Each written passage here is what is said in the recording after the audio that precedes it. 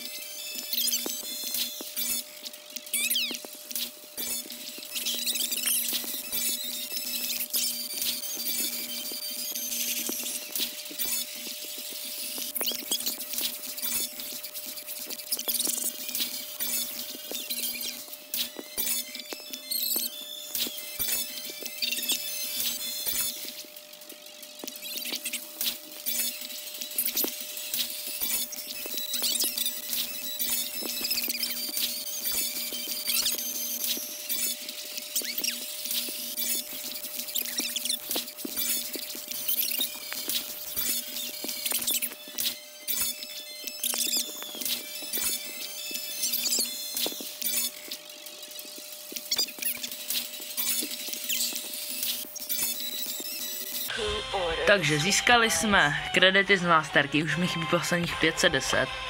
Teďka Trophy Road.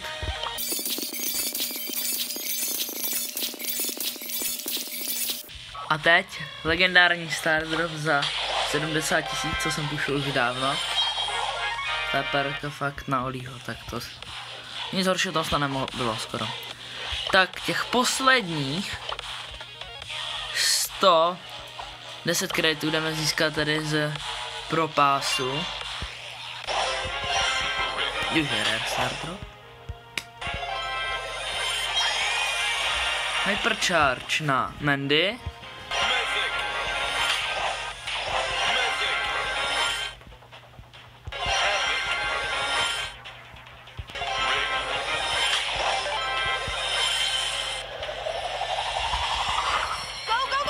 Skiny na Maxku.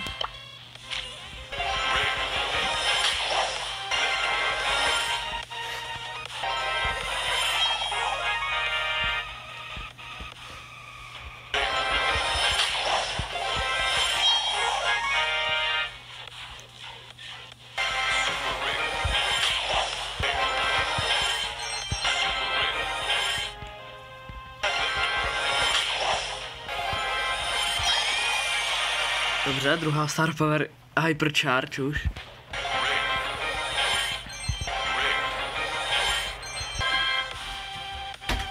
Jsem na 40 v tom Pro Passu.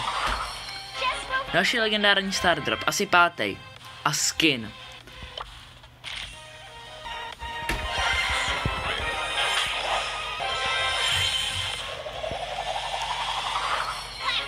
Další skin.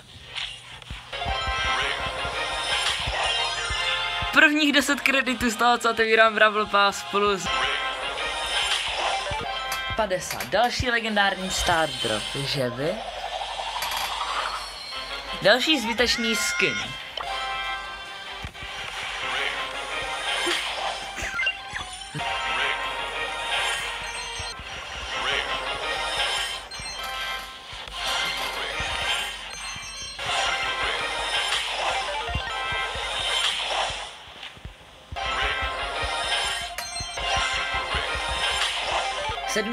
Tier. Otevírám další legendární Star Drop. Další skin. Tentokrát na Mortise, dobrý.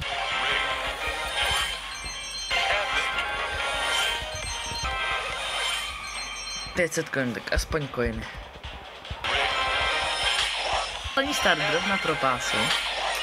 100 kreditů. Mně to fakt ten jeden Pro Pass celý od mě stačil, který jsem šetřil 3 měsíce na to, abych získal 100 kreditů.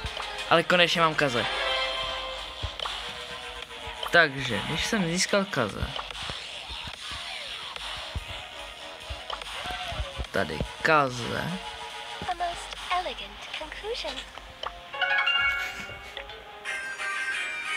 Jak to funguje? Na to mám automaticky tu gadgetu jsem měl mít, ne? No, máš a jako když klikneš ale ji máš automaticky, tady vidíš. Jo, dobrý. Tak jo, pokud se vám tady to video otvírání odměn líbilo a dáte na tady 30 lajků, tak pušnu Kaza na max tier. Tak jo, vidíme se do dalšího videa, čau čau.